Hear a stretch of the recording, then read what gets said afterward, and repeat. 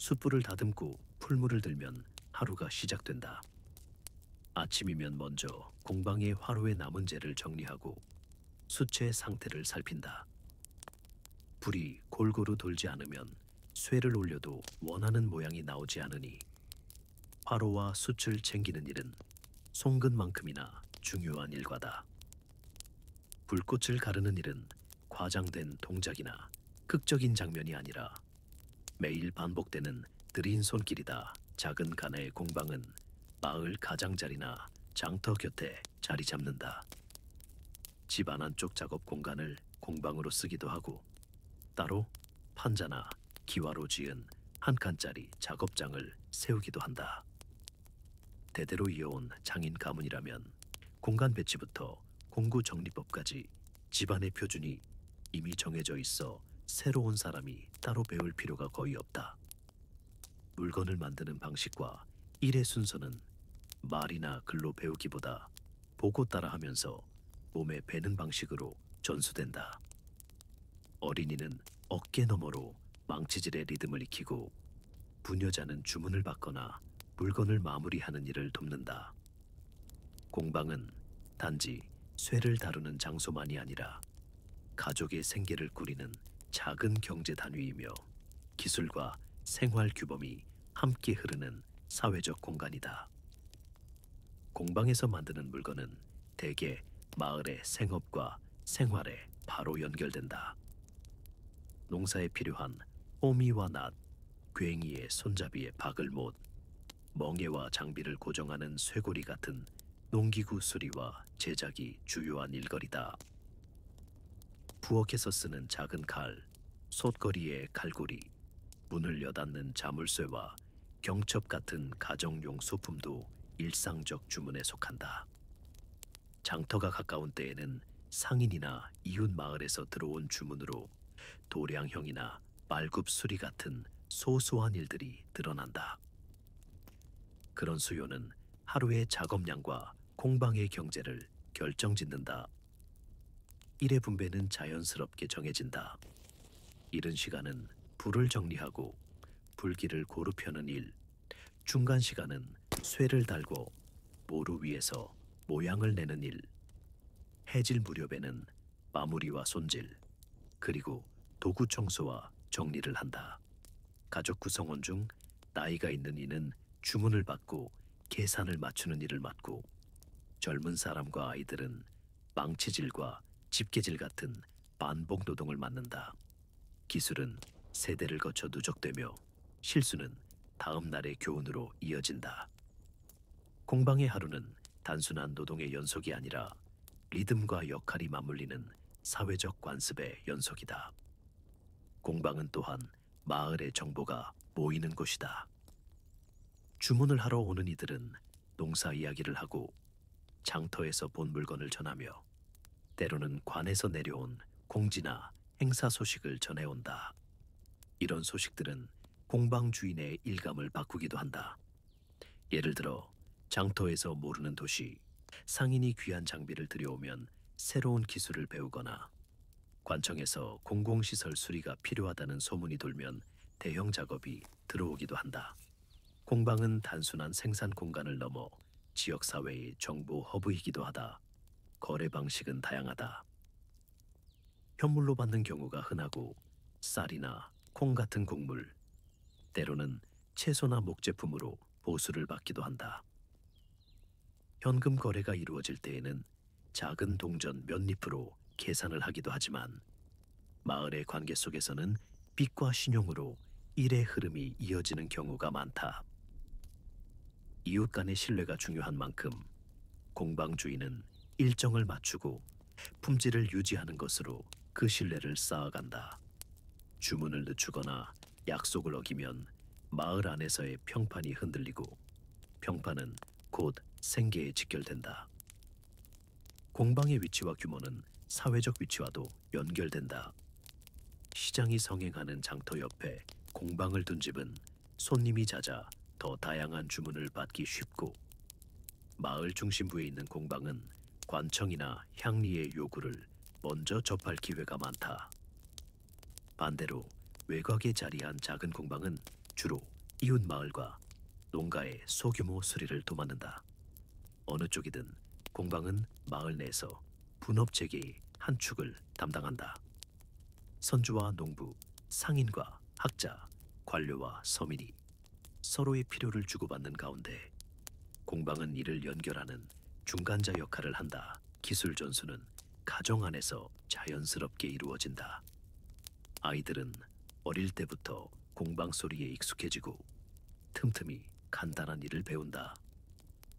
망치로 쇠를 두드리는 기본 리듬, 불의 색과 온도를 대략 구별하는 감각, 도구의 이름과 쓰임새를 외우는 것까지 많은 것이 일상적 관찰 속에서 배워진다.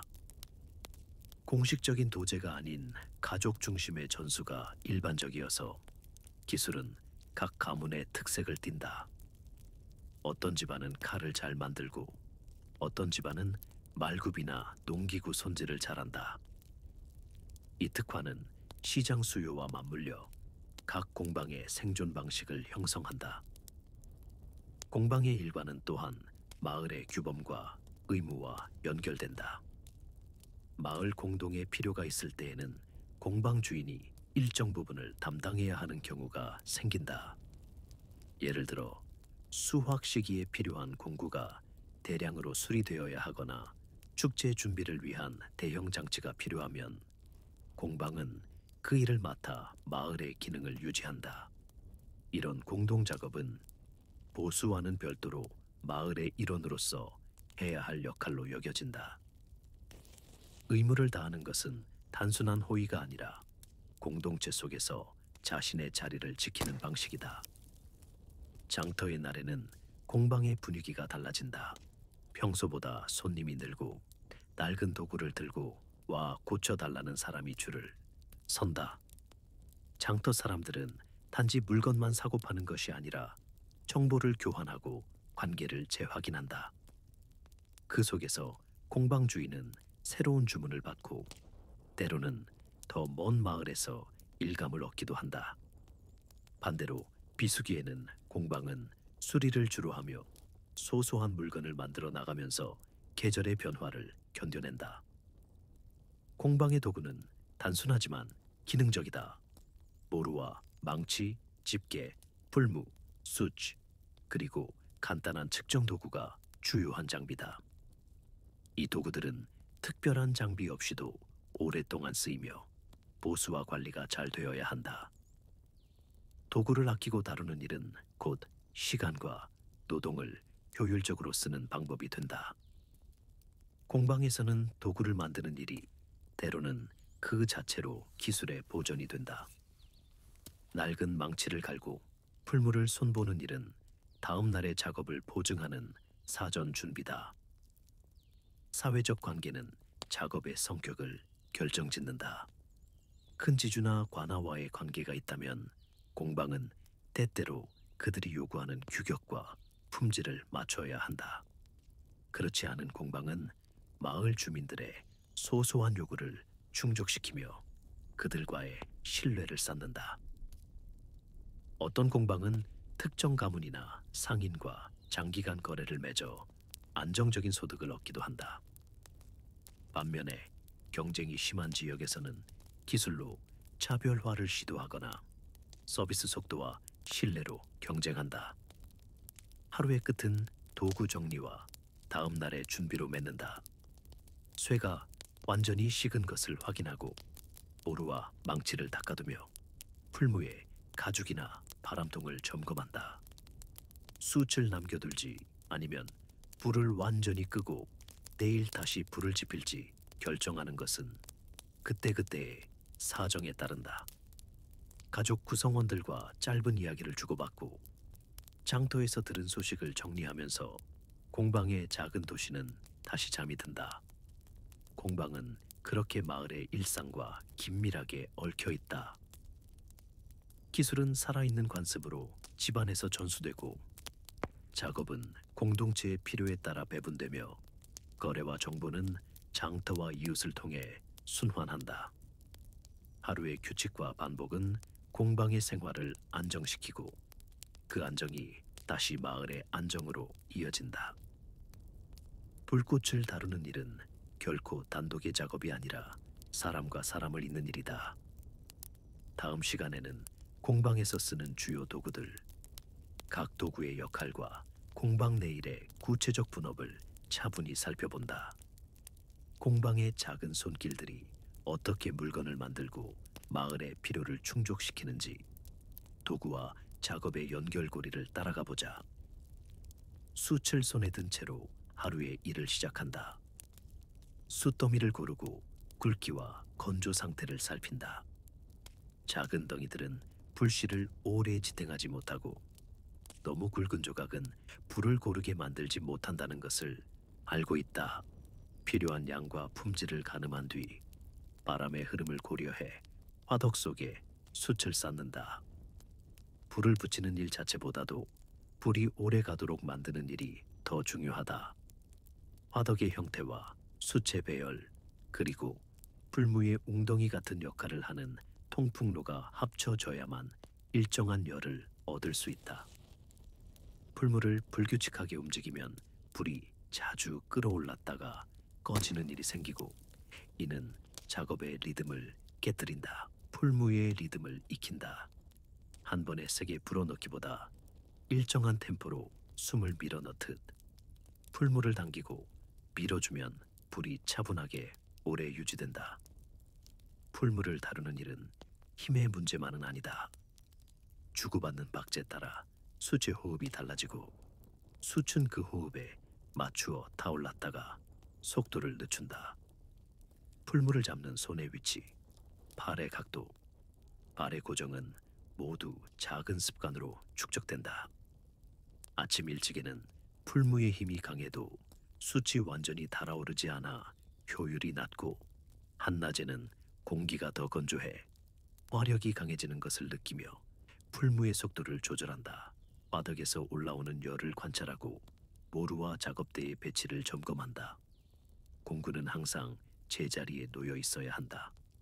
망치, 집게, 줄, 펀치, 대패와 같은 도구들은 손을 뻗으면 닿는 범위에 놓인다. 집게는 한쪽으로, 망치는 다른 쪽으로 정해진 자리에서만 꺼낸다.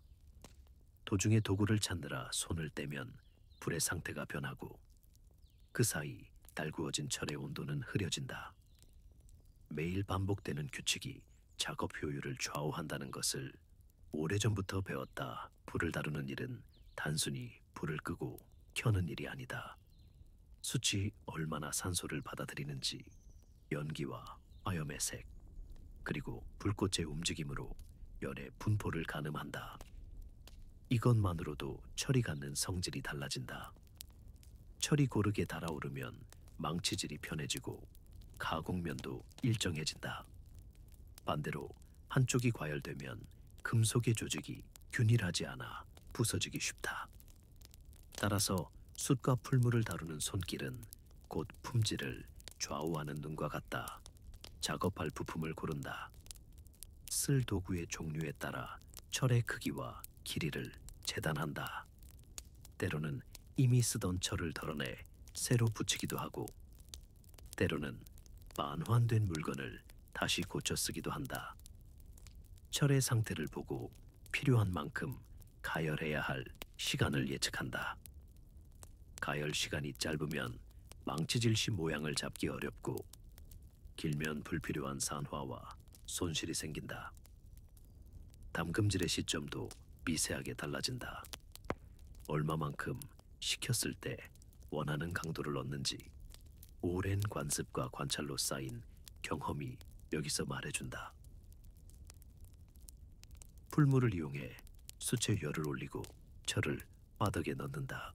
집게로 집어 올린 철은 불꽃 속에서 노르스름하게 빛나기 시작한다.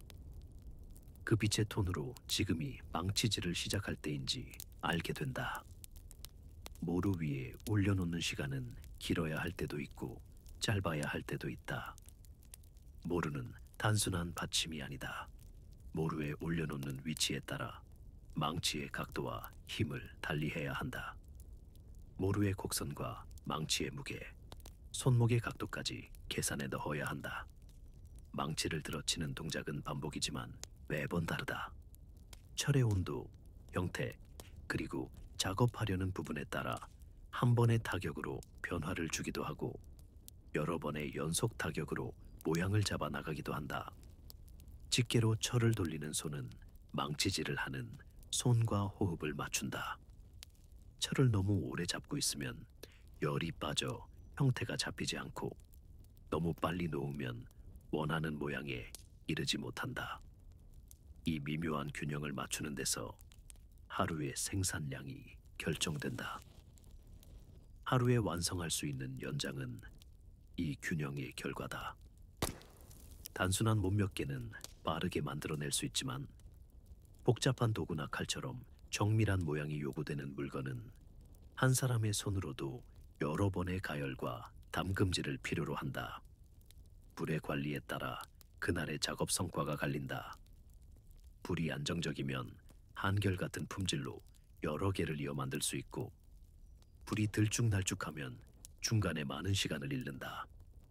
그래서 아침에 숯을 올리고 풀물을 다루는 시간이 가장 중요하다.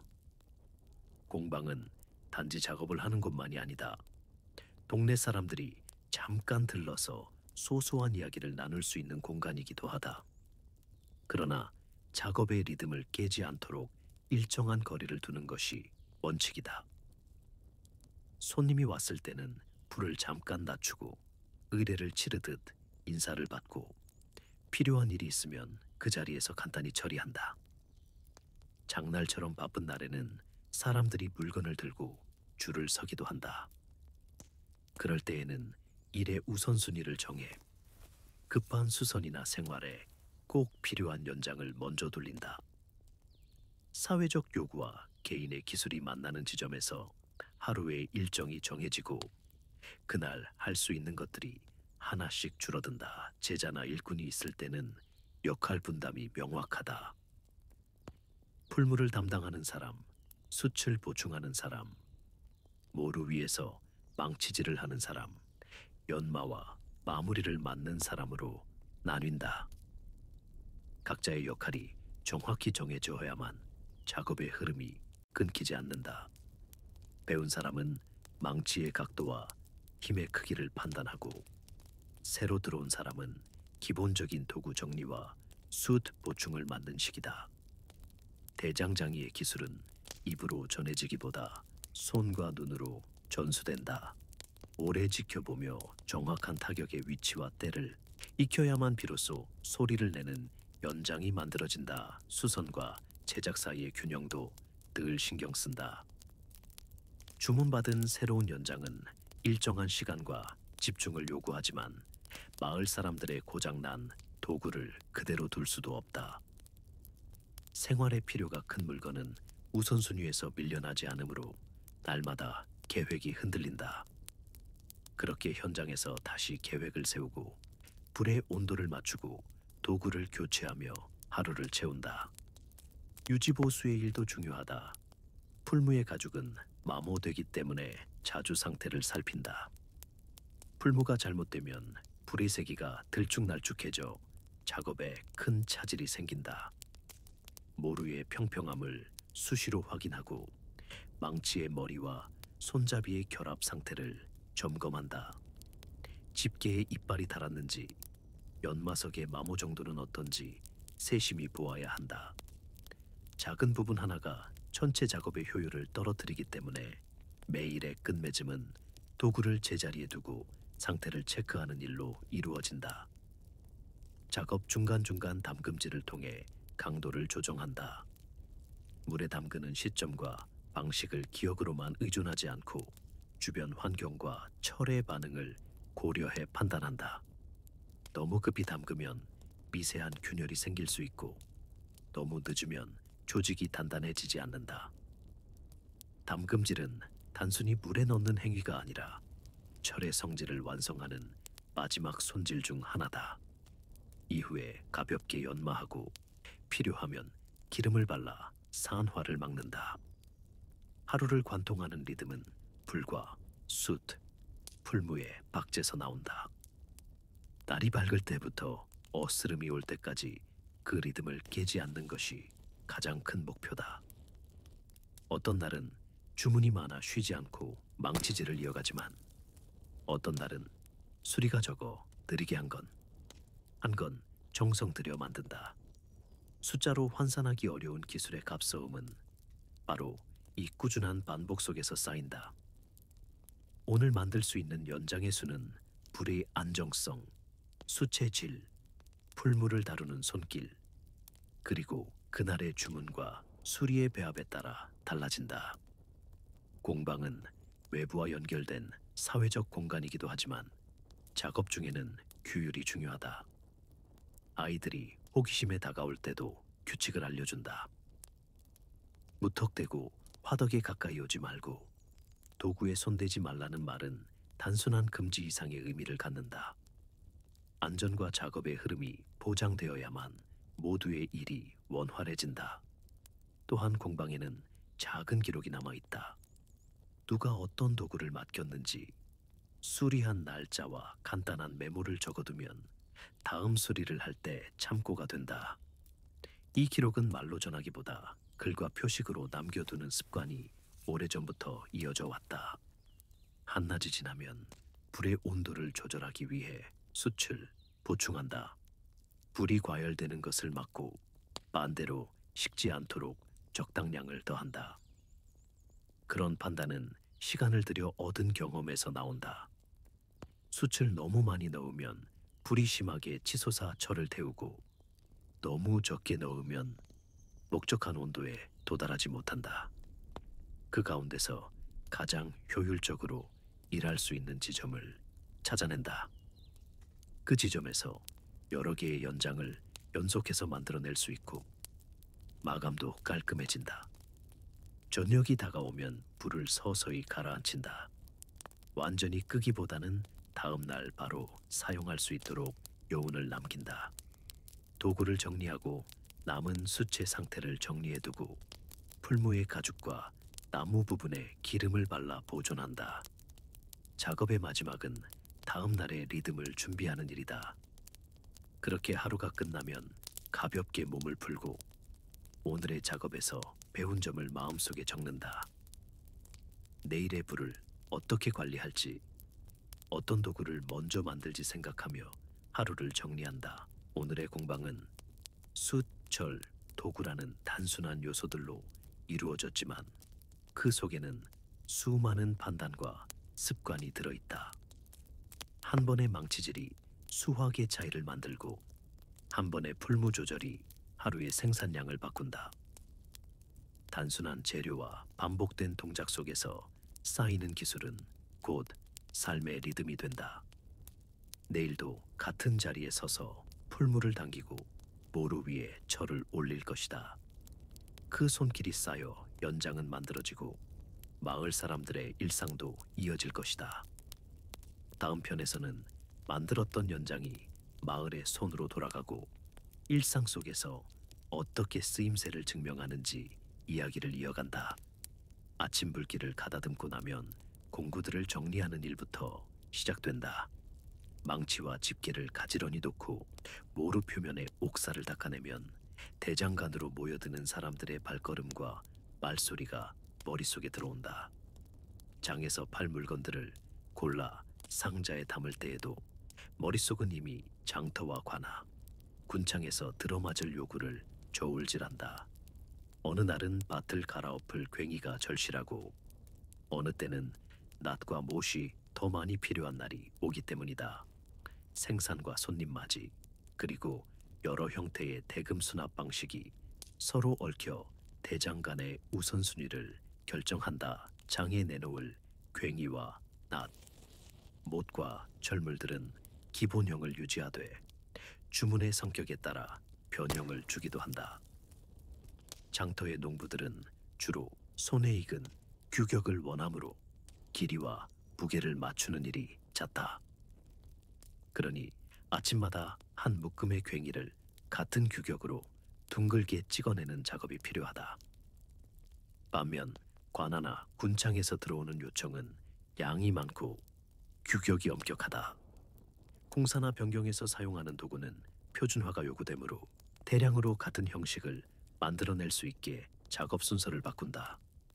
먼저 날을 두들겨 칼자국과 굴곡을 동일하게 만들고 이어서 모루에 걸쳐 정교하게 다듬는다. 이런 표준화는 시간을 절약하고 재료비를 안정시키며 결과적으로 가격을 낮추는 효과를 낸다.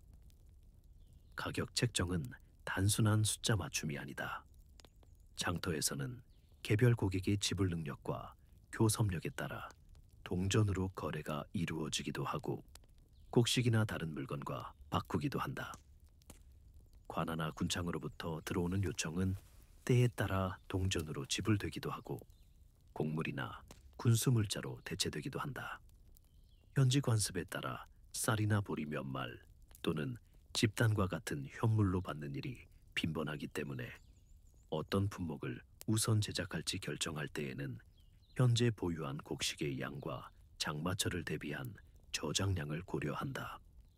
관아로부터 많은 양의 괭이 주문이 들어오면 쌀을 받을 가능성이 크므로 쌀이 들어올 때를 대비해 나무 자루와 보관 공간을 확보하는 식으로 일과 우선순위를 조정한다. 대금 수납 방식은 거래 상대에 따라 변한다. 장터에서의 즉시 결제는 대체로 동전으로 이루어지지만 농번기에는 현물이나 상호신용으로 결제하는 일이 흔하다. 오랜 손님이나 이웃 농부에게는 빚을 져주기도 한다. 계절을 알고 품목의 필요 시점을 이해하는 사람들에게는 신용거래가 더 많이 허용된다. 반대로 관아나 군창의 요청은 공식적 절차를 따르므로 납품 시 규정된 수량과 품질을 맞추는 것이 우선이다. 관에서 요구하는 명세서는 단순한 주문서가 아니라 향후 지급될 곡물이나 동전의 일부를 미리 보장받는 근거가 되기도 한다. 이런 보장은 소규모 대장장이에게는 큰 안정으로 작용한다. 장터에서의 상인과의 관계도 중요하다. 장은 단순 거래의 장소를 넘어서 정보가 오가는 공간이다. 어느 동네에서 감자를 심었는지, 관에서 어떤 공사를 계획 중인지, 군창에서 교체할 병기 목록에 무엇이 있는지 같은 소식들이 장 안에서 자연스럽게 퍼진다. 대장간에서 만드는 물건은 이러한 정보에 바로 반응한다. 관에서 가옥 보수 명령이 내려졌다는 소식을 들으면 못과 경첩, 고정장치의 주문이 늘어나므로 즉시 재료를 비축한다. 반대로 수확이 매우 성공적이라면 괭이와 낫의 수요는 늘어나지만 곡식으로 결제받을 가능성이 높아지므로 저장 공간을 다시 계산한다. 장안의 상인들과의 교섭은 가격 협상뿐 아니라 곡물의 종류와 질, 교환 시기의 합의까지 포함한다. 일상의 루틴 속에는 자주 반복되는 의뢰들이 있다. 손님이 도착하면 먼저 도구를 보여주고 손에 들어보게 한 다음 가격을 제시한다. 사용감이나 손에 맞는 무게는 말로 설명하기보다 직접 들어보게 하는 것이 효과적이다. 관에서의 주문은 보통 여러 명이 모인 자리에서 공식적으로 전달되고 납품 후 확인을 받아야 대금 지급이 이루어진다. 군창의 경우 규격과 강도가 엄격히 요구되므로 자신이 만든 물건이 군수품으로 적합한지 시험해달라는 요청을 받기도 한다. 이런 시험은 때때로 품질 보증으로 작용해 그 이후의 거래를 도울 뿐 아니라 명성이 알려져 더 큰 주문으로 이어지기도 한다. 재료 조달 방식도 생산 우선순위에 영향을 준다. 철괴나 철 조각은 구하기 쉬운 계절도 있고 멀리서 배로 들어오는 때도 있다. 철이 많이 들어오는 시기에는 못과 철물 생산을 늘려 재고를 쌓아두고 철이 귀해지면 낫이나 괭이같이 마모가 덜한 품목을 중심으로 만든다. 나무 자루나 손잡이용 목재는 지역 산물로 조달하되 연말에 대량으로 사들여 저장하는 편이 더 경제적이다. 곡식으로 대금을 받을 상황을 대비해 자루와 저장 장비를 먼저 준비해야 할 때도 있다. 이런 물자 흐름은 작업 순서와 인력 배치에 직접적인 영향을 준다. 인력 분배에도 사회적 규약이 반영된다. 본인은 대장 간의 책임자로서 주요 작업과 거래를 관리하지만 작업은 보통 몇 명의 제자나 일꾼과 함께 이루어진다.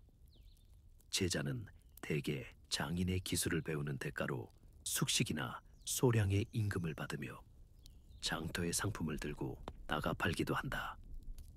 일손이 부족하면 이웃 농부들이 급한 일과 맞바꾸거나 한두 날 도와주기도 한다. 급한 주문이 들어오면 가족과 동네 사람들이 교대로 불을 지피고 쇠를 달군다. 이런 상호부조는 현물 결제와도 연결되어 있다.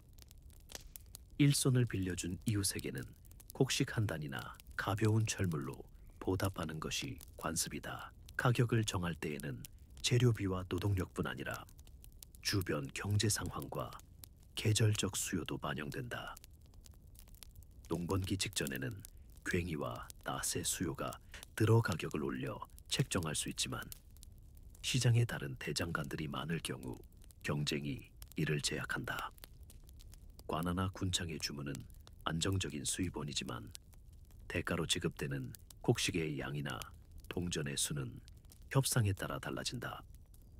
관아에서 제시하는 가격이 낮으면 표준화와 대량 생산으로 비용을 낮추어 수익을 확보한다. 반대로 개별 고객에게는 맞춤형 서비스를 제공하면서 좀 더 높은 가격을 받기도 한다.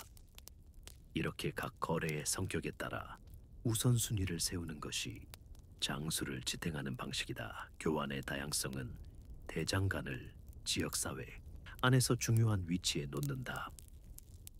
곡물로 받은 대가는 가족의 한철 먹거리나 씨앗을 마련하는 데 쓰이고 동전은 도구와 보통 일상용품을 사는 데 사용된다.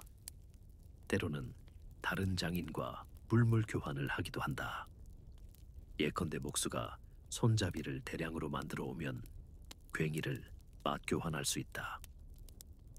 의뢰용 철물을 만드는 경우에는 지방의 상인에게서 옷감이나 기름을 받아 생활비로 보태기도 한다. 이러한 교환 관습은 대장간을 단순 제조업소가 아닌 지역 경제의 중심적 연결고리로 만든다. 사회적 역할은 주문과 결제 방식만이 아니다. 장터에서 대장간은 소소한 민원이나 이웃 간의 분쟁이 잠깐 머무는 장소가 되기도 하고 관에서 내려온 공지사항을 접수해 소식 전파자가 되는 일이 잦다. 누군가가 새로 이사 온다거나 마을길을 정비한다는 소문이 돌면 대장간에는 관련 수요가 곧 이어진다. 군청에서 대대적인 수리 명령이 내려지면 공문이 도착하고 그에 맞는 철물과 못, 경첩의 제작이 시작된다. 이런 공식적 주문은 일시적으로 가게를 바쁘게 만들고 지역 사람들에게도 고용의 기회를 제공한다. 전달과 납품의 절차도 일상적 루틴 속에 자리 잡는다. 관아나 군창의 주문은 보통 서류로 확인되어야 한다. 납품 시에는 수량과 규격을 점검받고 확인 도장이 찍히면 대금 청구가 가능해진다. 장터에서의 거래는 보다 즉흥적이고 융통성이 있다.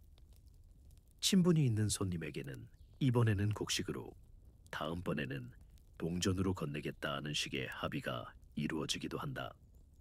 이런 융통성은 장기간의 신뢰를 바탕으로 작동하며 그 신뢰가 빠르게 형성되는 것은 곧 상거래의 생존을 좌우한다. 하루 일이 끝날 무렵 남은 재고와 다음 날의 주문을 다시 계산한다.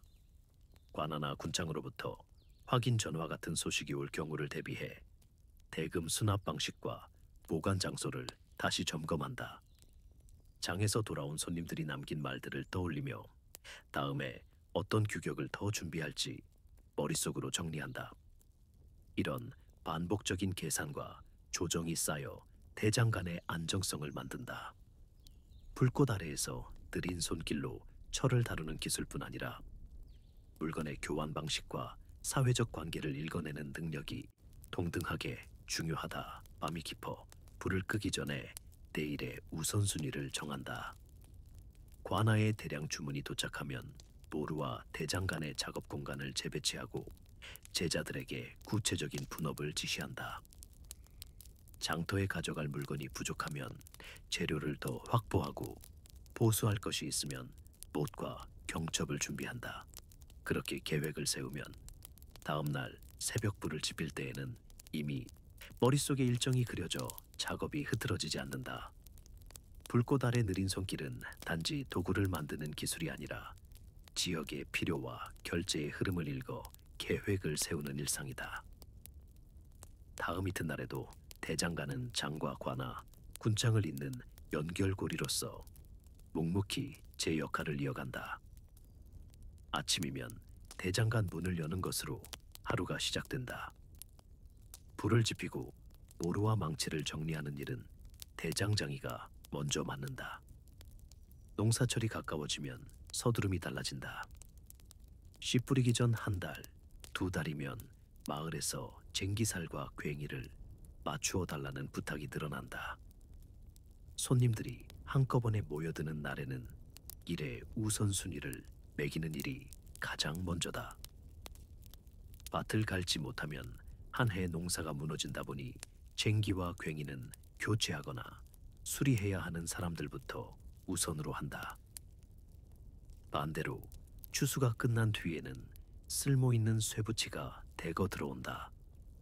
끊어진 낫의 이빨, 부러진 괭이 자루의 철도, 오래된 쇠못과 못박이들이 모여 고철 더미를 이룬다.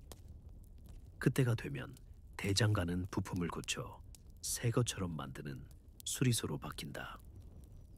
겨울이 오면 마틸이 줄어든 이웃들이 소소한 수리를 맡기거나 작은 손질을 의뢰한다.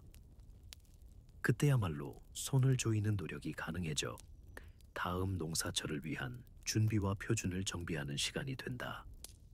대장간은 단지 쇠를 두드리는 작업장만이 아니다. 마을의 정보가 모이고 거래가 이루어지는 공적 공간이다. 새로 들어온 씨앗이나 종제 관한 소리, 광아의 지시나 이웃 농부의 부탁, 결혼식이나 제사 날짜 같은 소식이 대장간 문 옆에서 오간다. 누군가가 도구를 맡기러 올 때는 곁에서 아이가 놀고 할머니가 자루에 쌀을 넣어 교환을 제안하는 일이 잦다. 현물로 지불하는 관습이 흔하니 곡식 한 되나 닭 한 마리, 때로는 목수의 노역을 일부 받는 식으로 보수가 오간다. 이런 교환은 계절의 리듬과 맞닿아 있다. 모내기 시즌이 다가오면 쟁기와 괭이를 급히 맞춰달라는 주문이 늘고 추수 뒤에는 잔손질과 부속품 수리가 몰린다. 이로 인해 대장간의 생산 계획이 자연스럽게 농사 달력에 맞춘다. 한 해의 흐름을 감안해 재고를 관리하는 일은 중요하다. 고철은 항상 일정량 확보해 놓는다. 부서진 농기구나 못, 낡은 솥 등에서 떼어낸 철 조각들은 크기와 용도에 따라 분류해 둔다.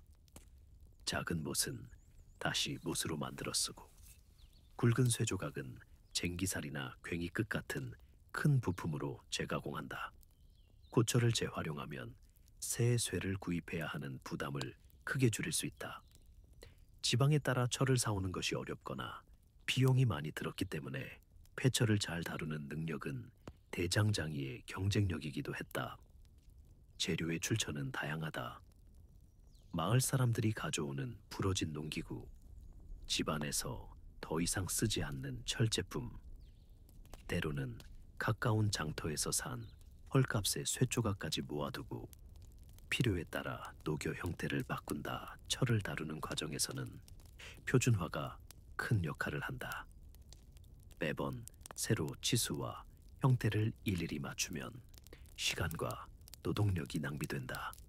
그래서 자로 잰 표준 치수를 정해두고 자투리 철로도 해당 규격에 맞춰 만들 수 있도록 도안과 틀을 갖춘다. 예컨대 괭이 머리의 넓이, 쟁기살의 두께와 소켓의 지름 같은 기본 지수를 정리해 놓으면 같은 형의 도구가 필요할 때마다 틀과 표본을 보고 신속하게 제작할 수 있다. 규격을 맞추면 나무로 만든 손잡이도 표준 크기로 깎을 수 있어 머리와 손잡이를 결합하는 일이 수월해진다. 마을 사람들이 여러 해 쓰던 도구의 규격이 서로 비슷해지면 부품 교체도 쉬워진다.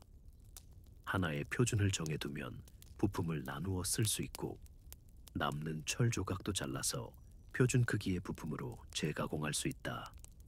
이런 규격화는 가게의 소득과 작업 효율을 동시에 끌어올린다. 기술을 이어가는 일도 대장간의 일상에서 빠질 수 없다. 장인 한 사람의 힘으로는 계절마다 몰려드는 주문을 다 소화하기 어렵다. 그래서 대장간에는 견습을 받는 이가 있다. 보통 아들이거나 가게에서 머무르는 친족, 때로는 이웃에서 보내는 젊은이가 견습으로 들어온다. 처음에는 바닥 쓸기나 불 때우는 일을 맡고 연장 닦기나 자질구레한 부품 정리부터 배우게 된다. 이어서 망치질의 기초, 모루 위에서 금속을 정확한 치수로 펴는 법, 소켓을 만드는 방법, 손잡이와의 결합 방식 등을 차근차근 익힌다. 훈련은 서툴지만 반복적인 작업에서 시작해 점차 독립적으로 한 점의 도구를 완성할 수 있을 때까지 이어진다. 경험이 쌓이면 농사철에 급한 주문도 분담할 수 있어 대장간의 생산 능력이 계절에 맞게 유지된다. 장인의 가르침은 단지 기술만을 전하는 것이 아니다. 자재를 어떻게 아끼고 어떤 재료가 어떤 용도에 더 적합한지, 수리를 언제 권장하고 새 것을 만들 때의 기준은 무엇인지 같은 판단력도 전수된다. 예를 들어 쇠를 지나치게 얇게 만들면 작업 중 깨지기 쉬우니 보수 주기를 줄여야 하고, 반대로 두껍게 만들면 무겁고 다루기 불편해져 농부의 작업 효율에 손해가 된다.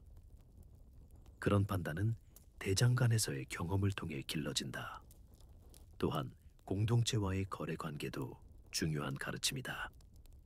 어느 이웃에게는 계절마다 우선순위를 줄 것인지, 누구에게는 부분 수리로 대신할 것을 권할지 같은 사회적 규칙도 망치질만큼이나 오래도록 전해진다. 손잡이 제작은 대장장이 혼자서 하지 않는 일이 많다. 나무로 만든 손잡이는 가구장이나 이웃의 목수가 전달하는 경우가 흔하다. 일정한 규격이 정해져 있으니 나무를 구해 깎는 일과 쇠로 만든 머리를 장착하는 일은 분업이 자연스럽게 이루어진다. 장인과 목수, 농부 사이에 이런 분업과 신뢰는 도구의 생산과 수리를 가능하게 하는 지역적 생태계다. 손잡이가 필요하면 목수에게 부탁하고, 손잡이가 아예 탈락하거나 갈라지면 대장간에서 재장착을 해준다. 수리할 때는 기존 손잡이를 살릴지 새로 기울지를 판단하는데, 이는 비용과 사용 편의성의 균형을 보고 결정한다. 계절마다 바뀌는 주문의 흐름은 장비와 화력 관리에도 영향을 준다. 봄과 초여름에는 불을 크게 지펴 쇠를 빨리 달구어 여러 점을 연달아 만들기 적합하다. 반면 겨울에는 작업량이 적어 불을 급격히 올리기보다 유지하며 작은 수리와 작은 맞춤을 한다. 불의 크기와 연료 소비를 조절하는 능력은 곧 공급 비용과 작업 스케줄을 좌우한다. 연료가 부족하면 작업량을 줄일 수밖에 없으므로 고철 재활용과 표준화를 통해 효율을 높여야 한다는 인식이 자연스럽게 자리 잡는다. 또한 대장간은 마을 내에서의 신뢰 자본을 쌓는 장소다. 이웃들이 맡기는 도구에는 생계와 안전이 걸려 있다. 제때 수리되지 않은 쟁기 하나가 밭 한 떼기에 수확을 좌우할 수 있다. 그래서 장인에게는 기술적 능력뿐 아니라 시간 약속을 지키는 것이 중요하다. 일정이 밀리면 주문자는 다시 다른 곳을 찾게 되고 그 결과 대장 간의 평판이 흔들린다. 반대로 약속을 잘 지켜 꾸준히 도구를 공급하면 현물 거래와 노동 교환 같은 비공식적 신뢰 관계가 굳어진다. 이런 관계망은 곧 비수기 때의 소득 안정에도 연결된다. 이웃에게 빚진 쌀로 겨울을 넘기기도 하고 반대로 농한기에 다른 이에이를 돕는 대가로 도구 수리를 받기도 한다. 세대를 잇는 기술 전수는 대장 간의 지속성에 필수적이다. 아들이나 견습생이 기초를 익히고 기술을 유지하면 농사 달력에 따른 일의 수요가 계속될 때마다 대응할 능력이 유지된다. 반면 후계자가 없으면 한 대장 간의 기능은 점차 약화된다. 그러니 훈련에는 속도뿐 아니라 인내와 관용이 필요하다. 새로 배운 이는 실수를 많이 하지만 그것이 반복 학습의 일부라는 믿음으로 지도받는다. 시간이 지나면 동일한 규격을 유지하며 도구의 질을 확보할 수 있게 된다. 이 모든 일과는 계절의 흐름과 서로 맞물려 있다.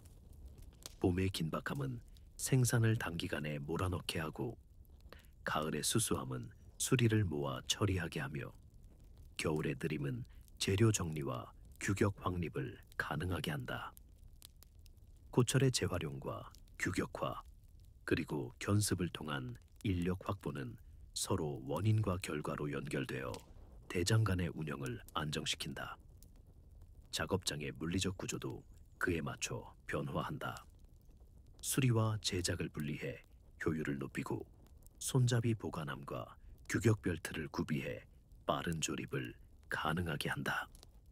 또 주문을 받는 방식도 융통성 있게 변해 농번기에 급한 주문은 구두로, 비수기에는 더 정교한 수리 의뢰가 문서를 대신하는 식으로 이루어진다. 마을 사람들에게 대장간은 단순한 생산 공간을 넘어 서로의 삶을 맞추는 장이었다. 한 해의 농사 주기를 고려해 농기구를 준비하고 수리를 맡기고 때로는 품앗이로 노동을 나누는 일련의 관습들이 장인의 일상과 결을 같이 했다. 그러므로 대장간 안팎의 생활이 서로를 규정한다. 기술을 표준화하고 폐철을 아끼며 후진을 길러내는 일은 단지 효율을 위한 것이 아니라 공동체의 생존과도 직결된다. 이제 겨울이 다가오면 불을 낮추고 남은 고철을 정리해 다음 해의 생산 계획을 세운다. 견습생과 함께 표준 치수를 다시 점검하고 마을 사람들의 주문을 받아 적어놓은 기억을 되짚는다. 그렇게 준비를 마치고 나면 다음 계절에 다시 불꽃 아래 들인 손길이 바빠질 것이다. 불을 정리하고 망치를 내려놓는 순간에도 대장간은 쉬지 않는다. 불꽃을 다스리는 일은 단순한 작업으로 끝나지 않고 그날의 일정과 이웃의 요구, 계절의 변화와 관청의 요청을 모아 다음 날의 일을 짜게 한다. 대장간은 도구를 만드는 일터이자 정보를 주고받는 공론장이다. 이웃 농사일에 필요할 손톱 하나를 맡기러 오는 사람, 장터에서 물건을 팔려는 상인이 의뢰서를 들고 오는 사람, 아이 둘을 데리고 제자 수업을 보러 오는 집안의 어머니들까지 일상은 꾸준히 다른 얼굴들을 맞이한다. 아침이면 화로의 뜨거움을 다시 확인하고 풀물을 점검한다. 불이 일정한 온도를 유지해야 불순물과 산화를 줄여 작업이 수월해진다. 불꽃이 일정해야 쇠를 올렸을 때 균일한 연화를 얻고 연화가 일정해야 망치질로 형태를 잡을 수 있으므로 불관리가 모든 일의 기초가 된다. 풀무와 연통에 쌓인 재와 재료의 잔해는 때맞춰 털어내고 모르는 평평함을 확인한 뒤 거친 면을 매만져 둔다. 도구 하나가 흐트러지면 결과물 전체의 신뢰도가 떨어진다. 그래서 작업 전의 준비는 습관화된 의뢰다 장인으로서의 하루는 작은 루틴들이 모인 그물과 같다. 먼저 예정된 주문을 확인하고 필요하다면 장부에 적힌 재료를 점검한다. 철을 새로 들여와야 하는지, 내가 가진 재료로 충분한지, 아니면 교환할 물자가 있는지 판단한다. 철이 모자라면 장터에 나가거나 상인과 막교환을 약속해야 하고, 목재나 수채 수급 문제는 가까운 이웃 농가와의 신뢰 관계로 해결되기도 한다. 재료 수급의 안정성은 작업의 연속성을 결정한다. 한번 흐름이 끊기면 의뢰를 제때 맞추지 못해 평판에 금이 간다. 그래서 일상의 많은 부분은 재료와 연료의 관리로 흘러간다. 상인과 농민이 방문하면 필요한 물건의 용도와 크기를 묻는다.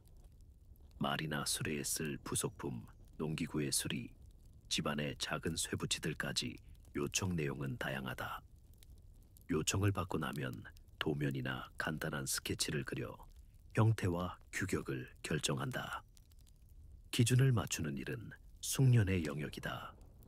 과거부터 전해진 눈대중과 손의 기억으로 어느 정도의 길이와 두께가 적절한지를 판단한다. 때로는 손님이 직접 요구 규격을 제시하기도 하고, 때로는 단순히 튼튼하게 해달라는 말만 남길 때도 있다. 그럴 때는 보통 사용 환경을 물어보고 쓰임새에 따라 보강할 부분과 줄일 부분을 설명한 뒤 합의한다. 합의 후에는 대금이나 교환물에 대한 약속을 맺고 납품 시점을 정한다. 비용은 현금이든 콩물이나 다른 물물 교환이든 상황에 맞춰 결정된다. 동네에서는 금전보다도 신용과 얼굴값이 중요한 거래 단위다. 관청에서 요청이 올 때는 절차가 조금 다르다. 관청의 요청은 규격과 수량, 납기일이 명확하고 처리 방식도 규정에 따른다. 관청과의 관계는 일상의 규칙을 준다. 때로 계절에 따라 관청의 수요가 늘기도 하고 줄기도 한다.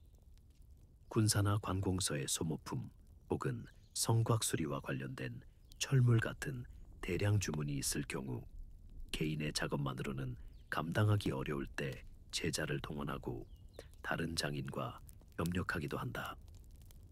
관청의 요청은 안정적인 수입원이 되기도 하지만 규격 미달이나 납기 미준수는 벌과 감봉으로 돌아올 수 있어 긴장을 유지하게 만든다. 그래서 관청과의 거래는 신중히 관리한다. 제자들은 대장 간의 리듬을 이어가는 존재다. 제자 교육은 하루의 큰 부분을 차지한다.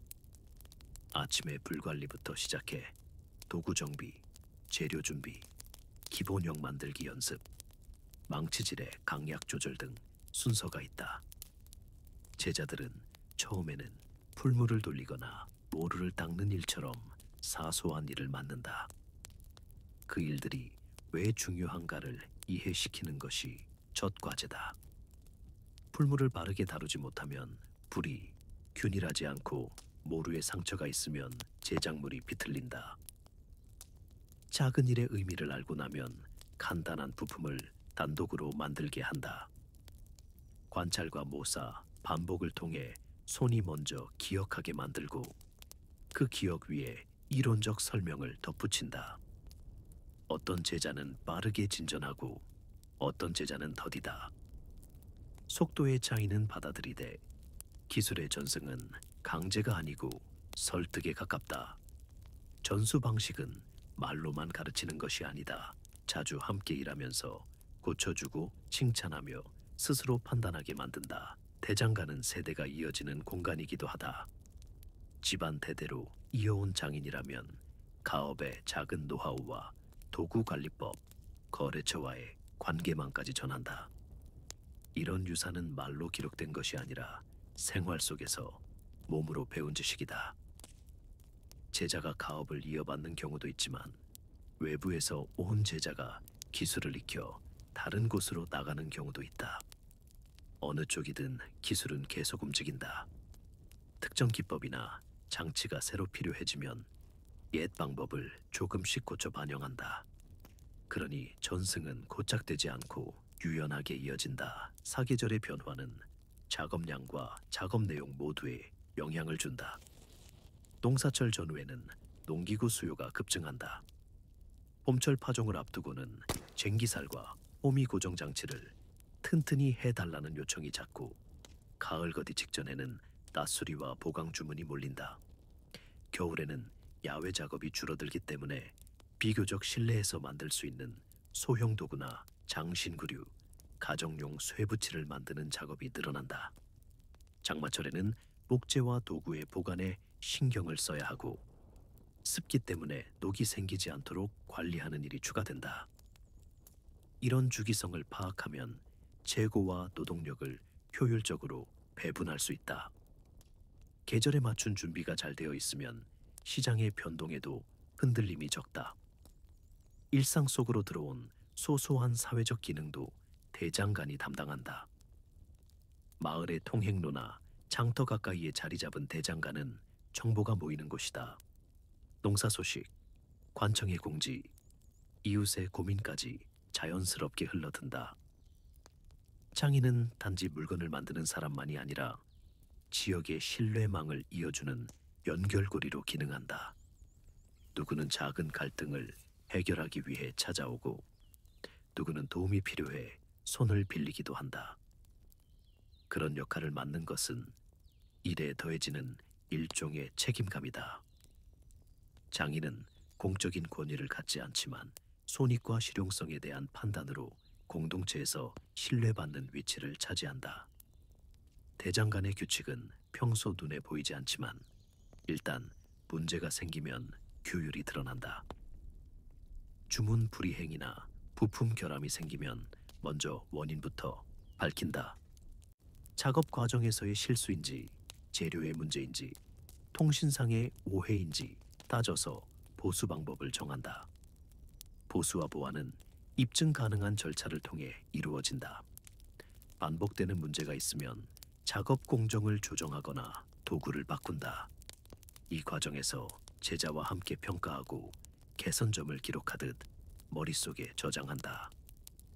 이런 반복적 개선이 품질을 유지하는 비결이다. 일이 끝난 뒤 대장간은 낮에 소란을 정리하고 다음 날을 준비한다. 풀무와 화로의 잔재를 치우고 도구를 닦아 자리로 돌려놓는다. 내일의 주문을 머릿속에서 재구성하고 필요한 재료를 점검한다. 제자들과 간단히 다음 날의 업무를 확인하고 각자의 숙제를 준다. 가끔은 다음 날 아침에 일찍 나가야 하는 경우도 있어 간단한 지시를 남기고 퇴근한다. 집으로 돌아가는 길엔 마을의 소박한 일상으로 돌아가지만 대장간에서의 하루는 머릿속에 남아 계속 호흡한다. 이 생활은 변덕스럽지 않다. 불을 다루는 시간과 손으로 형태를 잡는 시간이 축을 이루고, 그 축은 시장과 관청의 요구, 계절의 흐름, 제자의 성장과 같은 변수들을 감싼다. 규칙적인 리듬 위에 비상한 주문이 끼어들 때도 있고, 제자가 숙달되어 자연스럽게 일손을 보태줄 때도 있다. 모든 변화는 손의 속도와 불의 온도, 도구의 상태라는 세 가지 요소로 귀결된다. 이 요소들을 안정적으로 관리하는 기술이 쌓이면 장인의 하루는 예측 가능해지고 삶은 지속 가능해진다. 마지막으로 무엇보다 중요한 것은 대장간이 삶의 일부라는 사실이다. 대장간은 단순한 생계수단이 아니라 사회적 역할과 기술 전승의 장이다. 손을 오래 쓰며 얻은 판단력은 가족과 지역사회의 신뢰를 키우고, 그 신뢰는 다시 이를 안정시키는 자본이 된다. 그러니 불꽃 아래의 느린 손길은 단지 도구를 만드는 것이 아니라 공동체의 삶을 이어주는 일이다. 조선 전기 대장장이의 하루는 불을 살피고 쇠를 다루는 반복된 행위들로 형성되지만, 그 반복 속에는 시장과 관청, 계절과 제자들이 엮어낸 질서가 자리한다. 그렇게 보았을 때 한 사람의 손길은 곧 마을과 시대를 잇는 한 줄기 흐름이 된다. 불꽃 아래 느린 손길은 단순한 노동이 아니라 일상과 제도, 전승을 한데 묶는 삶의 방식이었다는 점에서 그 이름에 걸맞은 결말을 얻는다.